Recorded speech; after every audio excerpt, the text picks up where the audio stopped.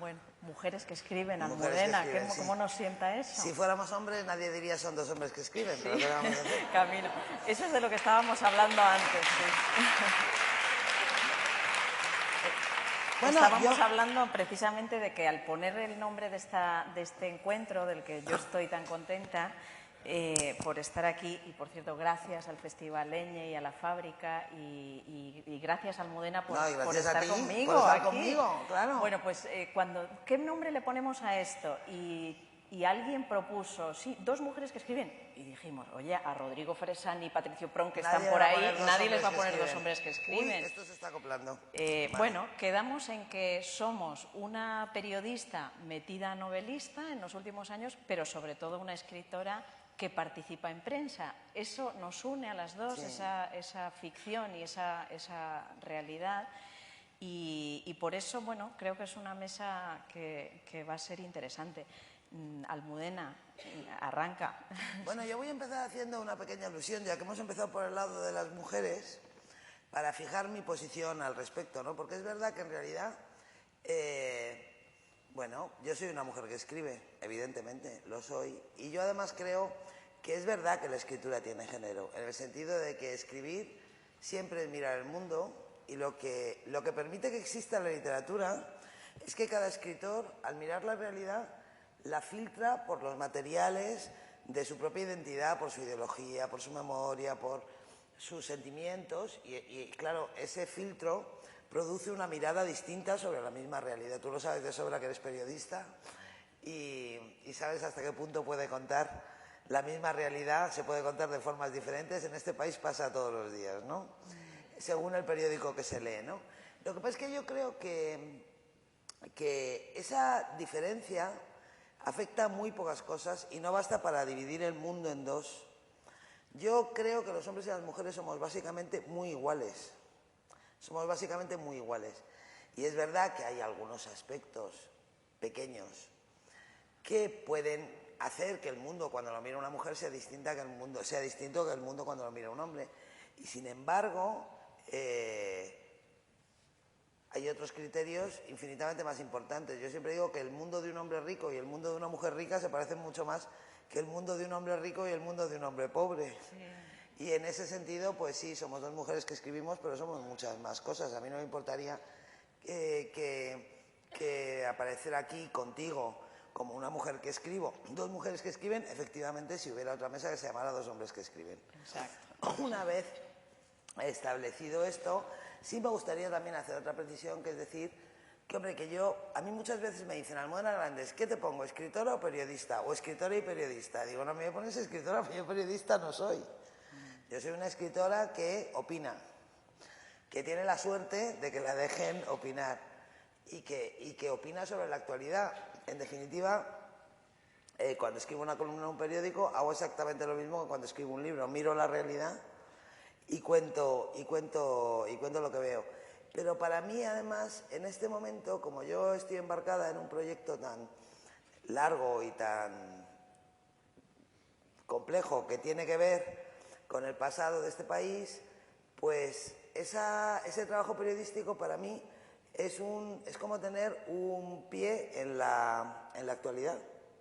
Y me conviene mucho porque me obliga a salir de ese pasado que me invade y me obliga a mirar a la realidad, a pronunciarme sobre la realidad, a reflexionar sobre la realidad. O sea que al final, aunque cuando estoy escribiendo novela me fastidie mucho que llegue el viernes y tener que escribir una columna, pero en el fondo, bien mirado, es una ventaja. Y me imagino que también tu relación con la realidad influirá en tu trabajo como novelista, porque tú haces novela negra, que es una novela, un género muy peculiar, muy ligado al mundo contemporáneo, a la vida en las ciudades, a la crónica de sucesos de todos los días. Ambas trabajamos en dos planos, ¿no?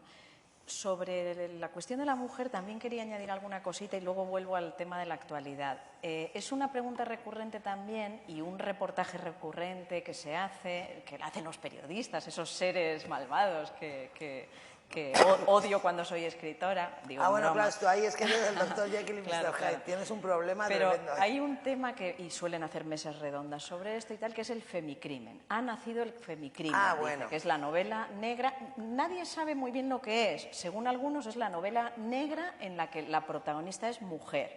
Según otros es la novela negra en la que la protagonista no solo es mujer, sino que es una mujer liberada, que concilia, que mete la pizza a la vez que deja a los niños en casa de su suegra porque se ha separado y no tiene cómo hacer, pero a la vez está con el forense destripando un cadáver, etcétera. O, digamos, una novela escrita por hombre o mujer con esa perspectiva de conciliación.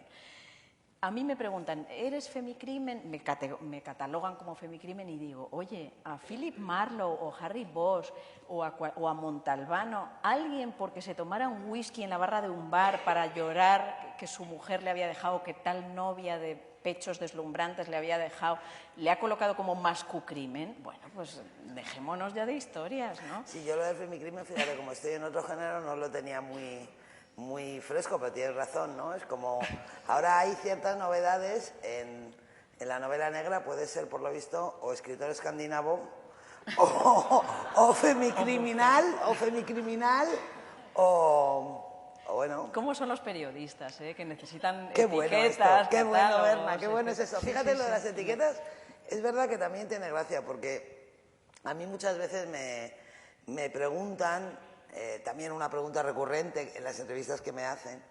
Últimamente una pregunta muy recurrente en las entrevistas que me hacen es, como ahora Lulu ha cumplido 25 años, ya está muy mayor, ya tiene casi 55, como ha cumplido 25 años me preguntan muchas veces, ¿qué diferencia hay entre la autora de Las edades de Lulu y la autora de Las tres bodas de Manolita? Yo digo, pues qué diferencia hay, 25 años, me parece poco, o sea, 25 años es una barbaridad en la vida y afortunadamente también en la literatura, ¿no? Porque, hombre, no todo, madurar no va a ser solo engordar y que te salgan arrugas, también tiene consecuencias positivas que se suelen materializar en el espíritu, en el cuerpo no, pero en el espíritu sí, ¿no? Y es verdad que con la edad, pues, cada vez tienes más, yo por lo menos, cada vez tengo más control sobre mi trabajo y me siento más poderosa y todo eso, ¿no? Pero cuando me preguntan por la etiqueta de Lulu, esto igual te sirve. Cuando te preguntan por el femicrimen, recuérdalo porque igual te sirve. Si usted tuvo miedo de que le pusiera etiquetas, siempre digo, yo he tenido la suerte de que a mí con mis novelas impares siempre me han puesto etiquetas, pero cada vez una distinta. Entonces se han acabado anulando entre sí. O sea, con Lulu era una escritora erótica, con Valena era una escritora femenina, con Los seres difíciles era una escritora decimonónica, con El corazón helado era una escritora de la memoria. Entonces, cuando te ponen muchas etiquetas, se anulan entre sí. Conviene que te pongan más de una, porque entonces ya los periodistas, esos seres odiosos, se desconciertan y ya no saben. Llega un momento que ya no saben cómo dirigirse a ti, ¿no? Bueno, yo puedo atacar a los periodistas, pero yo no, si yo tú no, los atacas voy a salir en su nada, defensa. no. Estaba parafraseando, ¿eh? No he hecho esto porque no soy profesor de la universidad, pero me consta que te estaba parafraseando, Me encanta reírme de todo, tanto de lo periodístico como de lo de escritor. Lo peor en el mundo es colgarse medallitas y exhibirlas. Pero Günter Grass decía, hace poco leía una vieja entrevista publicada en Paris Review, que precisamente le preguntaban, ¿escribes ficción o no ficción, ¿no? ¿Verdad o mentira? Y decía, ¿qué verdad en la realidad no está llena de mentiras y qué mentira o qué ficción en la ficción no está llena de verdades, ¿no? Y se imaginaba, me imagino, comités de sabios entre los libreros decidiendo en qué stand lo ponen, están de ficción, están de no ficción, y al final lo único de ficción es esos libreros, ¿no? Decía Günter Grass. Y efectivamente, volviendo al tema que tú planteaste antes, ficción o realidad, para mí, por ejemplo, que efectivamente soy básicamente periodista, para mí el periodismo y la novela comparten un par de materias primas que son maravillosas ambas, ¿no? Que son la realidad y la palabra.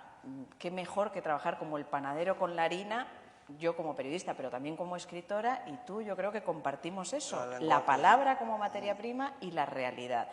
Obviamente, en periodismo, igual que en la historia, en el ensayo, etcétera, las preguntas que te haces y que debes resolver, la forma de resolverlas tiene que ser solo la verdad, la realidad es la verdad, y en la novela, sin embargo, es la verosimilitud, esa es la palabra clave.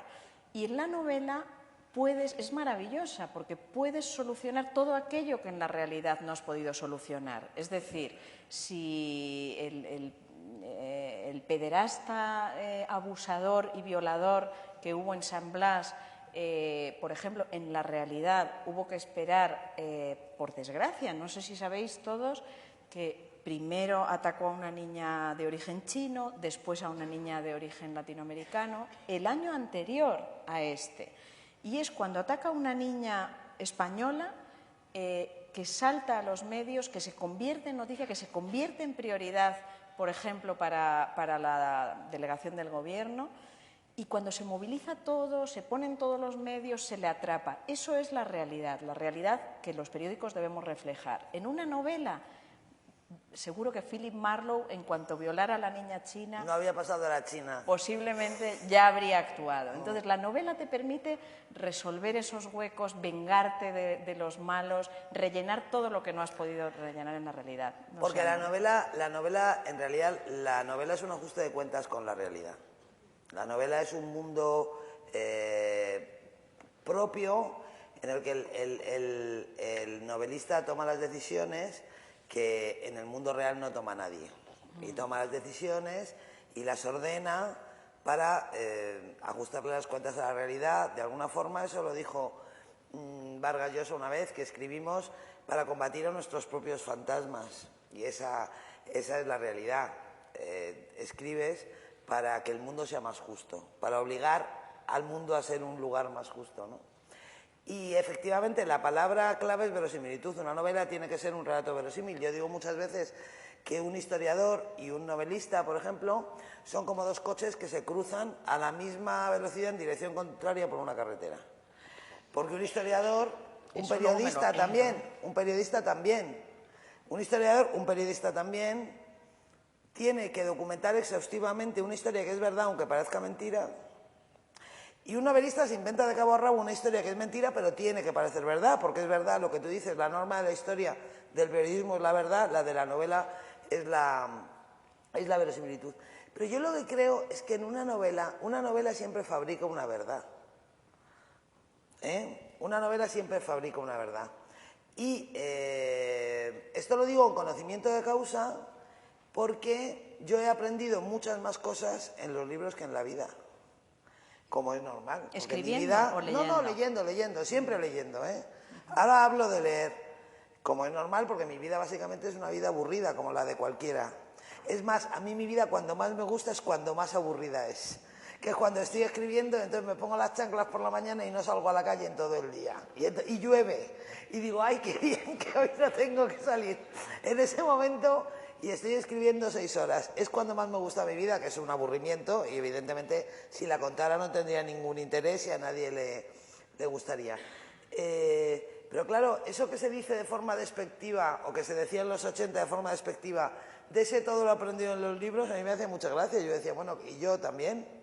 Claro, si yo tengo que aprender en la vida la mitad de lo que he aprendido en los libros, no quiero ni pensar lo que habría sido mi vida. O sea, habría ido a la isla de los famosos 7 veces. No habría podido sostener la cantidad de experiencias que he aprendido desde que era una niña, gracias a autores como Julio Verne, que por ejemplo, como ustedes sabrán, le prometió a su madre en su lecho de muerte que no se preocupara, que no iba a viajar, y no volvió a viajar en su vida. Entonces se escribió todos los libros que se escribió sin viajar. O sea, la novela fabrica una verdad.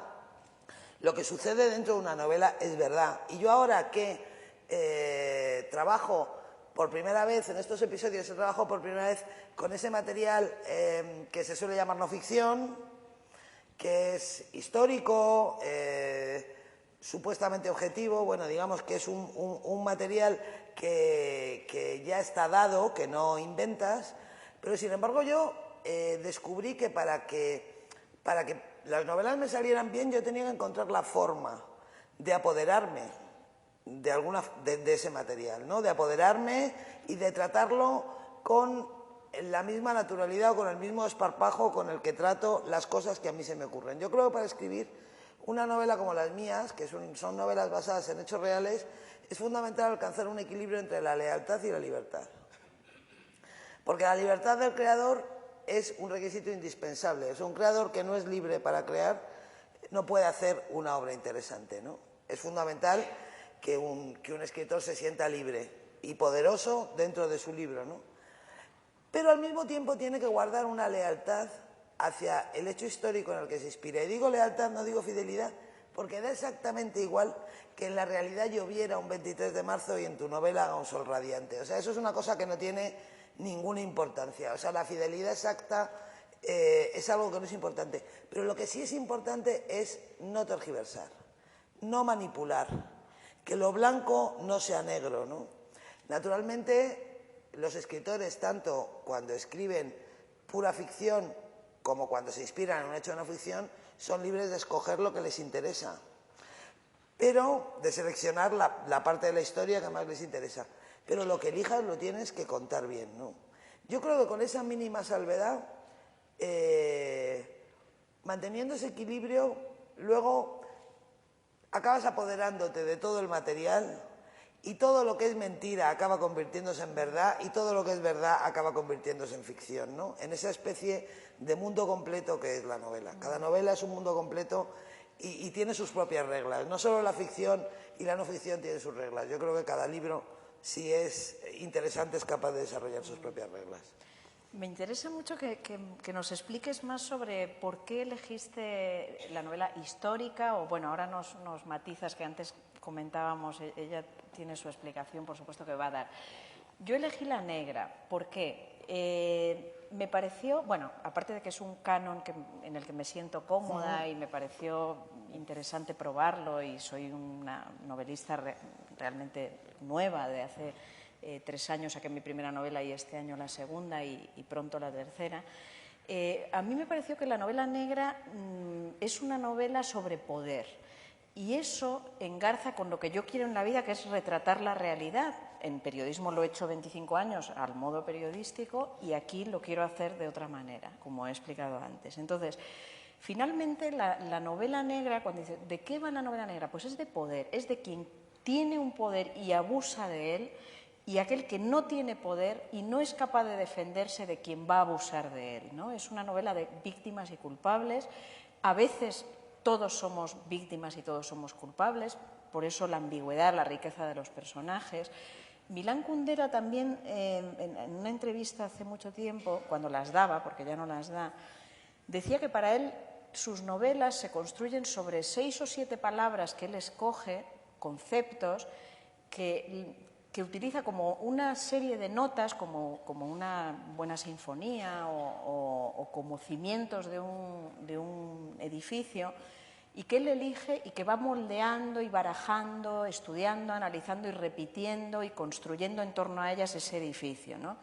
Es fácil imaginar que algunas de esas palabras son la levedad, la debilidad, la fortaleza, el ser, el cuerpo, el alma. Los que hayáis leído a Milán Kundera, que seréis, estimo, casi todos, bueno, pues podéis comprender que en torno a eso él iba creando sus cimientos. Cuando leí esto, pensé, ¿cuáles son las palabras que pueden definir las novelas que yo he hecho o que pueden definir el tiempo en el que estamos, ¿no?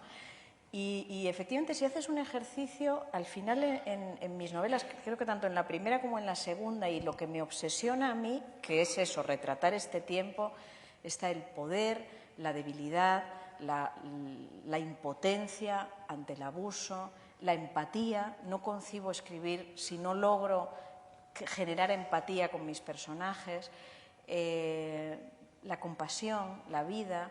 Bueno, serían muy extensas. El ejercicio sería interesante, pero bueno, quería explicar eso. ¿Por qué yo elegí novela negra? ¿Por qué la hago? ¿Por qué creo que es un género que entronca con el tiempo en que estamos viviendo, que es un tiempo actual, y ojalá nos dé tiempo para hablar un poquito del presente y del cuestionamiento de todo que estamos viviendo?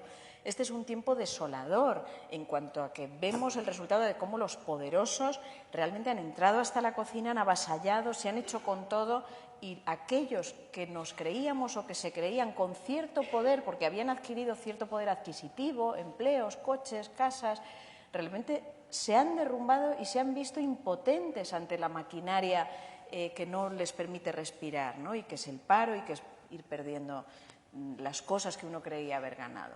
Bueno, pues por eso creo que la novela negra sirve para retratar la realidad y por eso también la elegí. Y por eso te quiero preguntar, ¿por qué tú la histórica? ¿Qué querías con ella, ¿no? Bueno, lo primero que tengo que decir es que me parece curioso lo de Kundera, porque yo escribo de una forma completamente distinta.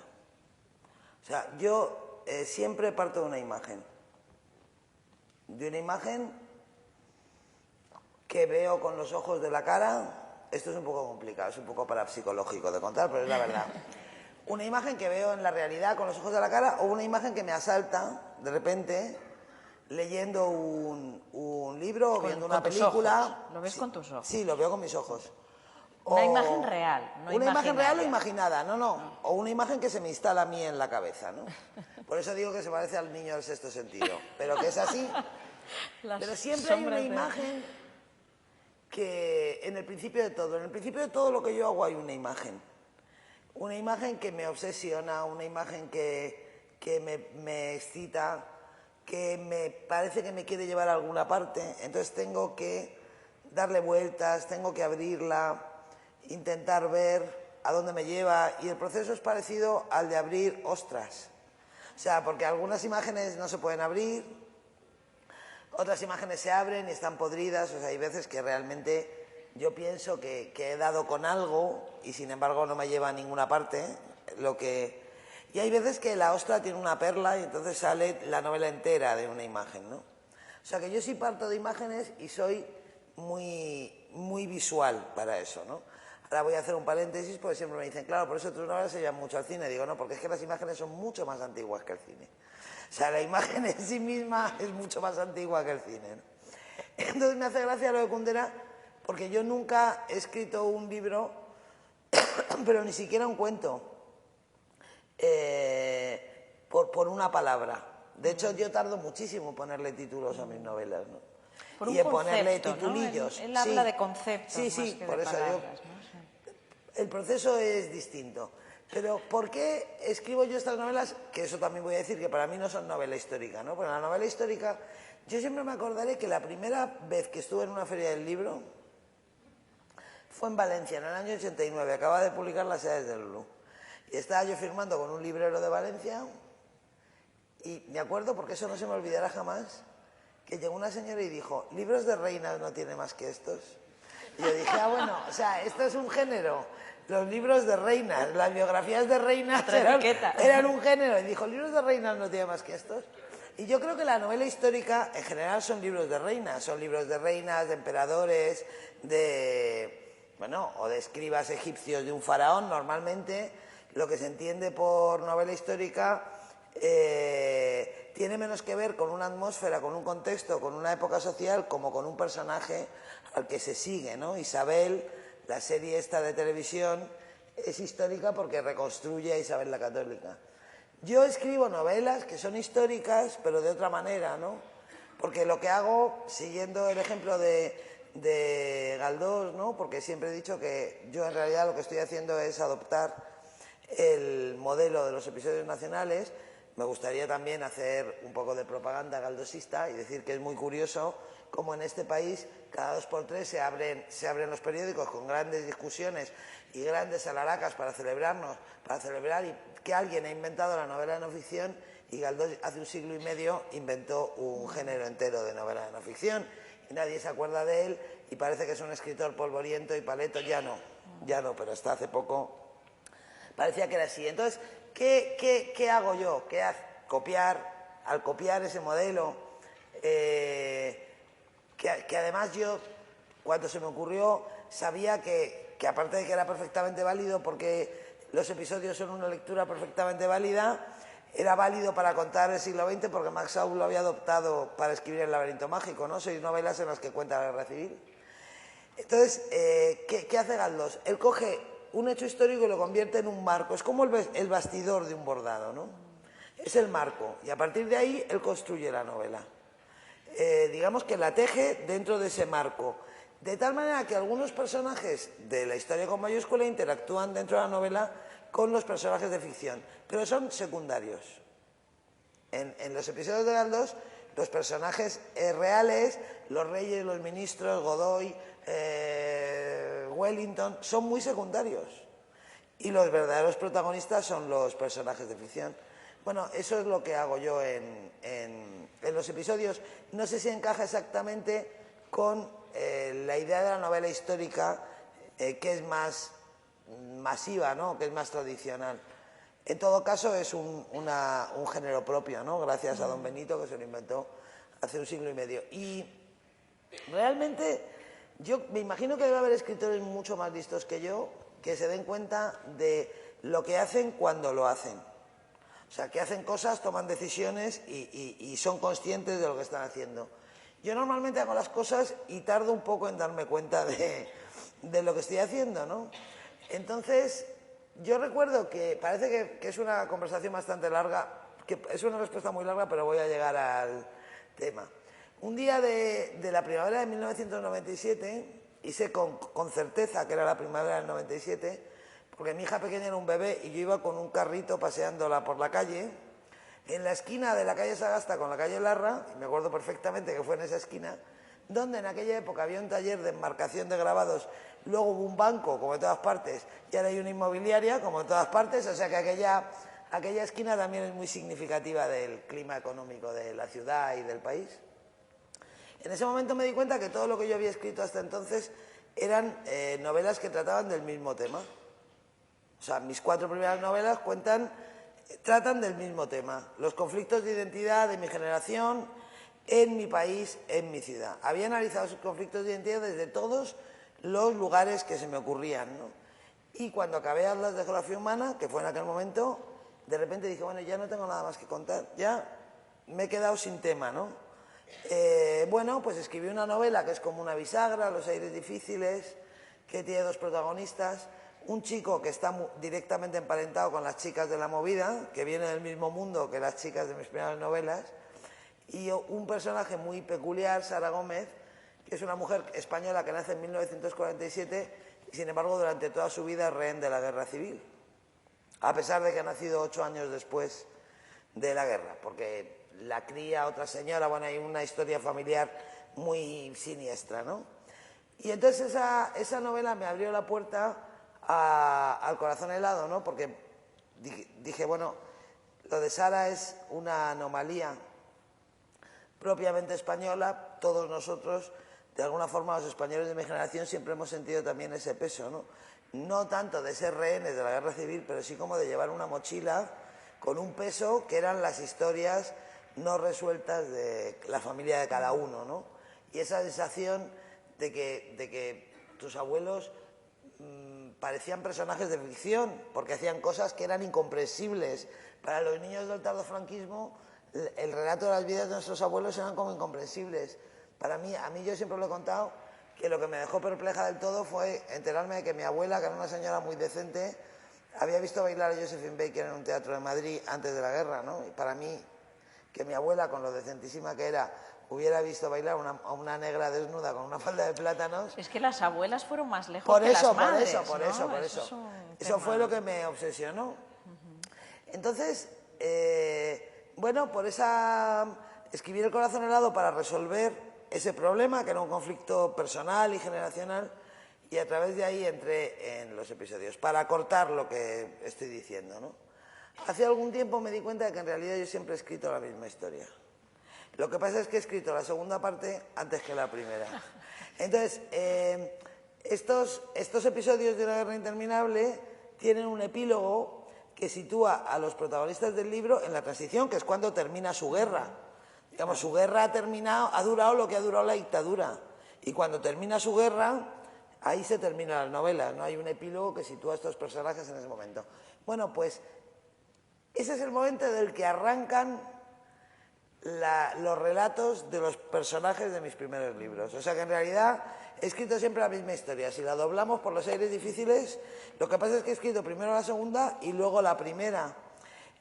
No ha sido una elección deliberada, por tanto. Es algo que, desde que descubrí la relación de mi abuela con Josefina Baker, como decía mi madre, que es mucho más bonito que Josephine Baker, Josefina Baker es más bonito, desde que descubrí esa relación he estado preguntándome por lo mismo siempre, ¿no? Y en mis primeras novelas era un tema que aparecía oblicuamente. Cuando tuve 40 años fui capaz de coger el toro por los cuernos y entonces escribí El corazón y de ahí hasta hoy. Pero en realidad siempre he escrito la misma historia. Comprenderlo me tranquilizó mucho. Bueno, tengo curiosidad, espero que luego nos digas qué harás después de las 6, ¿no? Porque, a ver, si ya has contado el pasado, el presente... Me da un poco de vergüenza, pero tengo pensado un libro ya. Bueno, luego nos lo cuentas. A mí también quería que nos contaras, a mí me llama muchísimo la atención, todos tus personajes de esa primera época o de o actuales.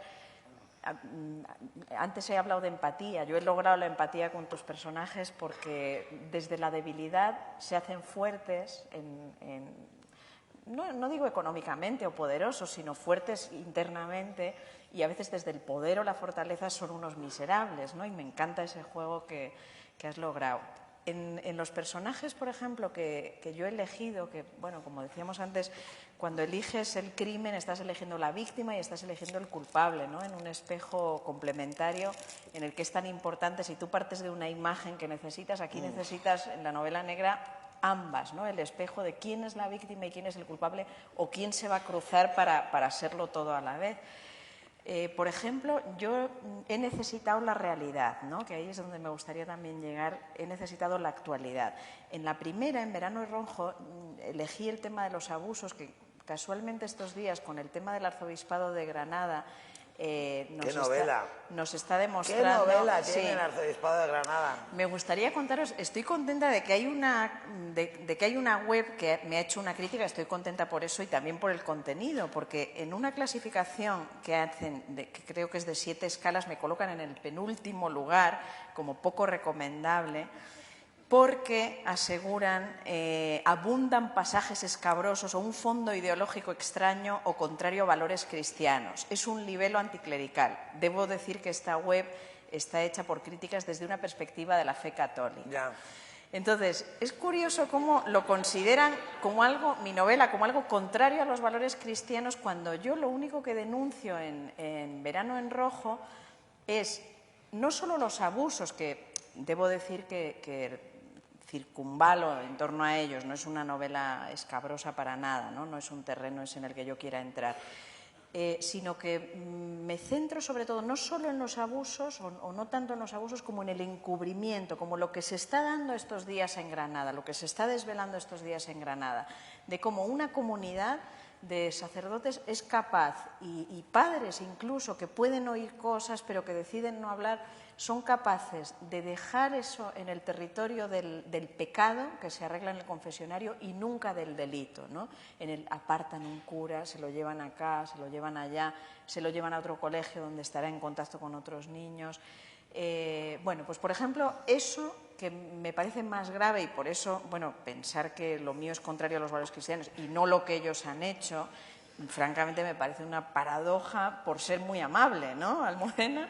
Sí, sobre todo porque, voy a hacer un inciso, he leído hoy en el periódico que el que ha denunciado a estos curas de Granada decía que el argumento que usaban era decir, le decían a los niños: ven aquí, porque el amor eleva el espíritu y además con curas no es pecado.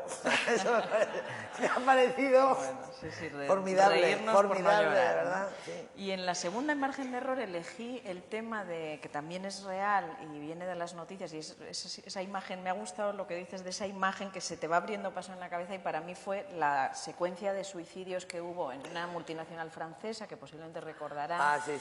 Que resultó una consecuencia de los acosos que sufrían los trabajadores en una empresa con beneficios, con muchísimos beneficios, pero que había decidido suprimir una buena parte de su plantilla. Y en lugar de hacerlo por las buenas, con ERES o con la ley en la mano, digamos, por las buenas, por llamarlo de alguna manera, lo hicieron con acoso, con traslados forzosos, y eso derivó en unas debilitaciones psicológicas que tal. Bueno, ese es el telón de fondo de mi novela, y en la que busco los personajes débiles, que son víctimas y que necesitan hacerse fuertes. Y por eso ahí te quería preguntar también por tus personajes, ¿cómo los has elegido? ¿Cómo has elegido a Inés o Manolita? O bueno, no recuerdo bien el nombre de los malos, digamos, de los franquistas. No recuerdo bien todos los nombres que hace Bueno, tiempo. fíjate ahí, se juntan varios. ¿Cómo elijas a los personajes? Es muy difícil explicar cómo eliges a los personajes, ¿no? Porque eso forma un poco parte pero dentro de este debate de la realidad, porque de tú tu has buscado sentimentalidad, realidad. claro, sí, pero sí es verdad que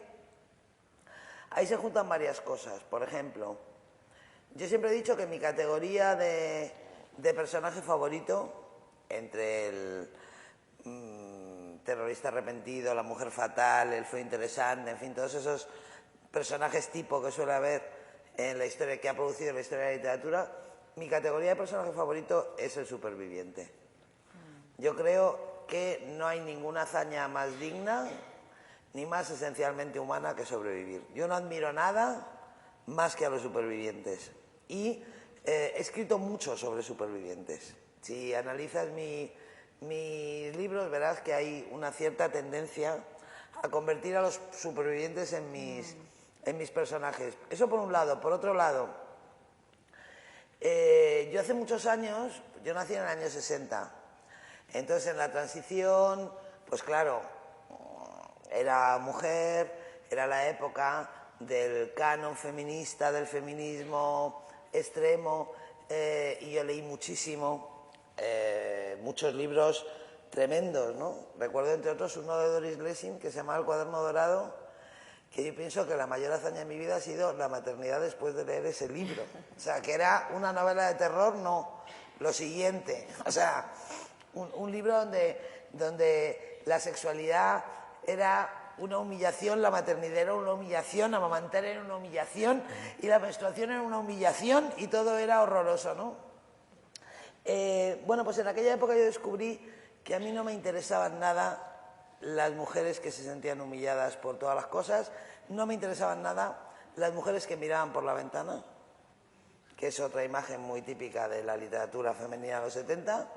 A mí me interesaban solamente los personajes a los que yo puedo admirar, que es lo que tú decías de la empatía. Yo solo puedo escribir si encuentro en mí misma un registro que me permita deslizarme dentro de un personaje, con lo cual es fundamental para mí de alguna forma enamorarme o sintonizarme con mis personajes, ¿no? Pero es que además la admiración es muy importante, ¿no? Porque tú no puedes querer a nadie si no le admiras. Entonces, digamos que en mis protagonistas, pues como busco poder infiltrarme en ellos y poder quererlos, necesito admirarlos de alguna manera. Y acabo adornándolos con rasgos que a mí me parecen interesantes, que no son necesariamente buenos, ¿eh? O sea, no son necesariamente buenos, además, de hecho, desde los años difíciles yo cultivo sistemáticamente la ambigüedad moral y en mis novelas hay mucha ambigüedad moral porque yo creo que todos los seres humanos somos capaces de lo mejor y de lo peor y que las buenas personas pueden cometer crímenes, como sabes tú de sobra, que eres escritora de novela negra, y las malas personas pueden tener cosas admirables. A mí una cosa que me da mucha rabia, voy a poner un ejemplo muy concreto. Por ejemplo, que se habrá visto mucho, de una película que me gustó mucho, además que me gustó mucho, El laberinto del fauno, de Guillermo del Toro, que fue una película que me gustó mucho. Yo cuando salí de la película yo dije, bueno, ¿y este personaje de Sergi López, este capitán, no le podía gustar la música? ¿No podía tener un perro? ¿No podía tener un huerto y cultivar coles? O sea, ¿por qué tiene que ser absolutamente malo? Porque claro, es que alguien absolutamente malo no da miedo, porque no hay nadie que sea absolutamente malo. Los malos eficaces tienen luces. Esos son los malos que dan miedo de verdad, porque son humanos los que tienen luces, ¿no? Entonces yo he cultivado mucho esto en mis novelas. Y me acuerdo que cuando estaba escribiendo El corazón helado, hubo un momento que me preocupé mucho a mí misma porque Julio Carrión me caía muy bien. Y yo estaba escribiendo la novela y yo me decía, vamos a ver, este es un cabrón. O sea, la única persona que sabe en este momento en el mundo que este es un cabrón eres tú. ¿Cómo te va a caer bien Julio Carrión? Luego me di cuenta de que en realidad me caía bien porque era un seductor y estaba bien que me sedujera incluso a mí, ¿no? Pero yo creo que al final de la novela decidí que esa mujer iba a ser un poco peor, un poco por una lealtad a esa seducción que había ejercido el personaje sobre mí, ¿no?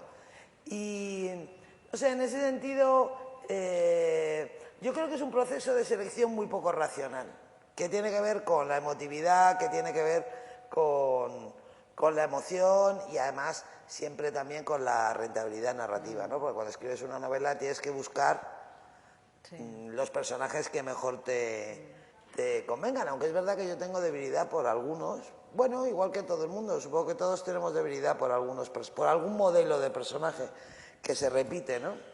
Pero me gusta eso de las tripas al final. Claro, ¿no? claro. Tiene que haber tripas. Oye, has mencionado la transición, no sé cómo estamos de hora para dar alguna pregunta. Tenemos 5 minutos. Vale. Es que vamos a ser muy democráticas y vamos a por si queréis preguntas, de la participación, irlas pero 5 minutos. Pero antes, a mí me has mencionado la transición y yo creo que tú y yo tenemos que hablar aquí un poco de esto, no de la transición que ya está superada, sino de ahora, ¿no? Estos días, precisamente, bueno, por Podemos, está en el debate, ¿no? Ahora recuperábamos algún texto de Javier Pradera, que ha hecho 3 años sin su muerte ahora, que decía en un artículo de Jordi Gracia en El País, decía, no es el aparato jurídico y político que nos hicimos el que abortó la democracia o el desarrollo democrático, sino que es la propia carencia democrática la que ha abortado la eficacia de ese aparato jurídico. O Cercas, en otras palabras, lo decía en una entrevista a raíz de su novela El impostor, decía, papá y mamá hicieron bien la transición, somos nosotros los que hemos podrido la democracia ahora, ¿no? Entonces, estamos como en un terreno de cuestionar aquello y de búsqueda de responsabilidades. Y ahí yo te quería preguntar tu opinión. ¿Qué ha fallado? ¿Quién ha fallado? Vamos a ver, yo creo que es que aquí... yo creo que en cierto sentido debería estar contenta porque es verdad que ahora mismo se habla con serenidad de una serie de temas que hace unos años, si te atrevías a hablar, y yo me atrevía, eras prácticamente un terrorista político, ¿no? Y sin embargo no estoy contenta porque me parece lamentable el estado de devastación en el que se ha producido este debate. O sea, me parece lamentable que en este país la prosperidad, la serenidad y la madurez democrática no haya permitido hablar de todo y que solo en un momento de crisis institucional, política, moral y económica, en la que todo se viene abajo, se puede hablar de todo, ¿no? Pero yo creo que con la transición, yo tengo una opinión compleja. Yo desde luego no soy de los que atacan la transición frontalmente por una razón. Y es que yo tengo memoria, yo me acuerdo de España en el año 77, yo me acuerdo de enero del año 77, me acuerdo del miedo que pasaba mi madre cuando me iba a la universidad, y me acuerdo de los muertos de Atocha, y me acuerdo de Mariluz Májera y de Arturo Ruiz, y me acuerdo de todo eso, ¿no? Y además, yo estoy dispuesta a aceptar que la transición fue obra de una generación que hizo lo que honestamente creía que tenía que hacer y que probablemente no podría haber hecho otra cosa porque fue una generación educada en el silencio.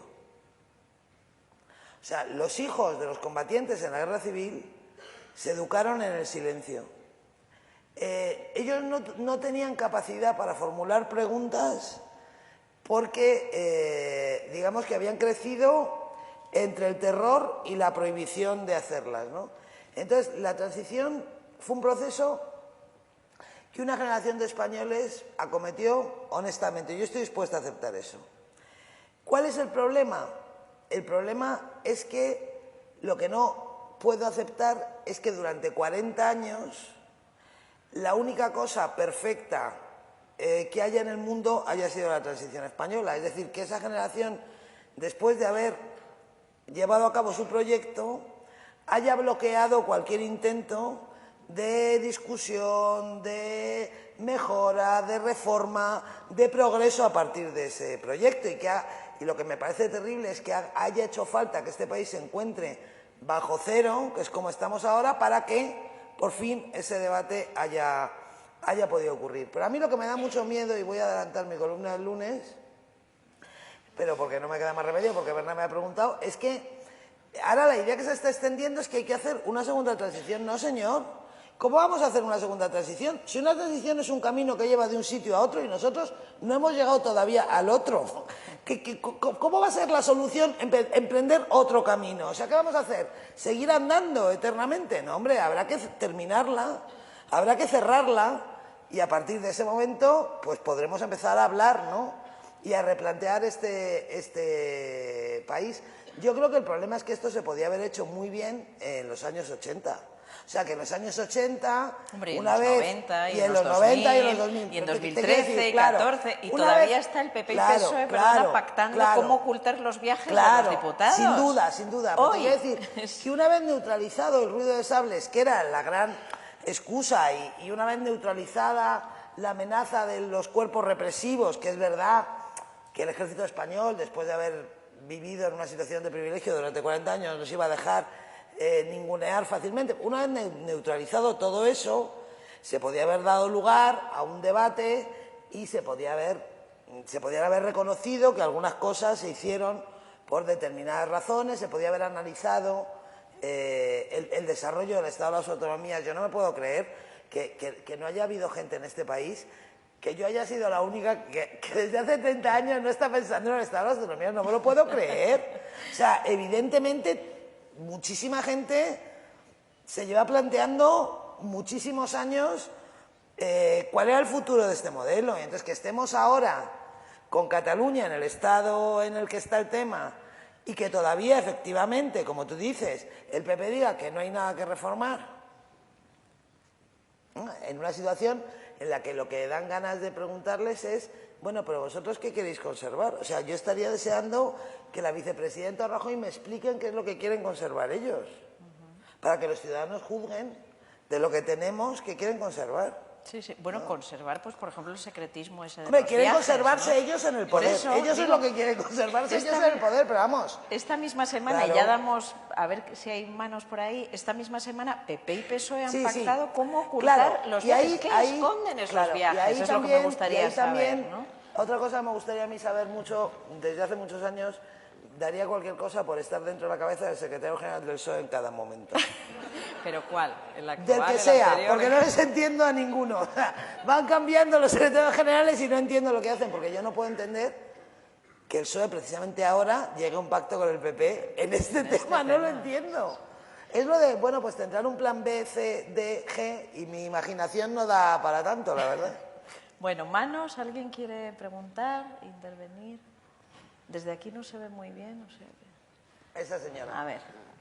Tenemos ¿Hay micro un por momento ahí, que o? tenemos un micrófono. Nos han dicho antes que teníamos un micrófono. No. ¿A dónde está? Aquí está el micrófono. Esta señora de rosa, de la segunda fila. Bueno, ¿se me oye? Sí. No lo sé. No, yo quería comentar lo que tú has dicho, bueno, lo que has dicho las dos de la transición. Yo nací en el 42, por lo tanto soy no solamente de la transición, sino muchísimo antes. Y vamos a ver, yo estoy de acuerdo que nada es perfecto y la transición no fue perfecta y se hizo lo que yo creo que en ese momento se podía hacer y que a lo mejor y que nada es perfecto y que además hay que reformar. Pero lo que yo me parece, y no voy a nombrar a nadie, es por qué hablan del sistema de la transición, como si fuese el régimen de la transición, como si estuviésemos en el franquismo. No, yo no hablo de ti, hablo de que No, hablan de que, no. como si eso, Sí, pero pero es a que- lo que voy, Bueno. perdona. Mi pregunta es, ¿no creéis que, bueno, a lo mejor a mí me parece que la transición para mí es hasta que empieza la democracia, pero ¿no creéis que lo que hay que reformar son exactamente los partidos políticos y la forma de hacer la política en este país? No, que yo no entiendo muy bien cuando quieres decir que la transición no ha terminado. Bueno, es Habría que que... Vale, perdón. Bueno, la transición no ha terminado porque no se ha producido en España ningún hecho relevante, ningún cambio de régimen. Régimen, si lo mira en el diccionario Sí, de la yo lengua, también lo he mirado, sí, si sí. lo mira en el diccionario de la lengua, el régimen es el sistema político por el que se rige un país. Una democracia es tan régimen como una dictadura. Lo que O sea, pasa es que tiene connotaciones aquí el régimen, negativas. sí, Sí. pero Una bueno. connotación. No, bueno, pero es una connotación falsa, digamos. O sea, un régimen es el sistema de normas y leyes políticas por el que se rige un país. En ese sentido hay regímenes democráticos, regímenes totalitarios, regímenes semitotalitarios. Pero cuando yo digo que la transición no ha terminado es porque yo interpreto que no se ha producido ningún cambio institucional lo suficientemente importante como para sentir que hemos terminado una etapa histórica y hemos empezado otra. Sí, esa Bueno, transición pero que hay que terminar el cambio incluye una institucional- reforma de ley de partidos, una reforma de ley electoral, es decir, está muy escrito, está muy hablado, está muy avanzado por los especialistas, por los periodistas, por los expertos, está muy avanzado. Solo hay unos partidos, especialmente el Partido Popular, que no quieren abrir ese melón, no quieren. Una reforma constitucional sería un momento de cambio de régimen, Sí, claramente. o a veces ni siquiera hace falta No reforma haría falta ni constitucional, eso. basta Sí. reformar la ley de partidos, la El ley hecho electoral de y que se una cantidad produjera de leyes. una novedad relevante en el sistema democrático español, que no se ha producido desde el 78. O sea, desde el 78 el PSOE y el PP se alternan en el poder y digamos que los cambios, las reformas son mínimas, ¿no? La situación se va eternizando en algunas comunidades autónomas como en Andalucía o como en Galicia, hasta el punto de que no es como una especie de monotonía sin hitos ninguno, ¿no? No ha habido ningún hito que permita decir que cambiamos de régimen. Bueno, no vamos a competir con otras actividades que está claro Que que se están diga que se empezando. hablan de esto. ¿Alguna pregunta y acabamos? Uy, de repente surgen varias, pues venga. Seré breve, que tengo que ir a ver a Luis García Montero. Claro, es que ese estamos el todos problema, así. Es que yo estoy contraprogramando a mi Han hablado, marido. seré breve, han hablado de la libertad del escritor. Mi pregunta es, ¿sienten un choque cuando escriben para medios de comunicación? Me refiero Bueno. a que a veces no tienen la libertad que a lo mejor que quisieran. Yo no. El único choque es la comprobación de los datos. O sea, yo soy periodista del País desde hace muchos años, he sido periodista del Periódico de Cataluña, del Sol, de otros bastantes medios, y mi único límite ha sido siempre el rigor profesional. Ese es el único. Este es un país libre. Los periódicos en España hay unos con una ideología, con otra, con un color o con otro, pero el único límite a mi libertad como periodista ha sido y es, y así seguirá siendo, estoy convencida, el rigor profesional, la comprobación de cada dato.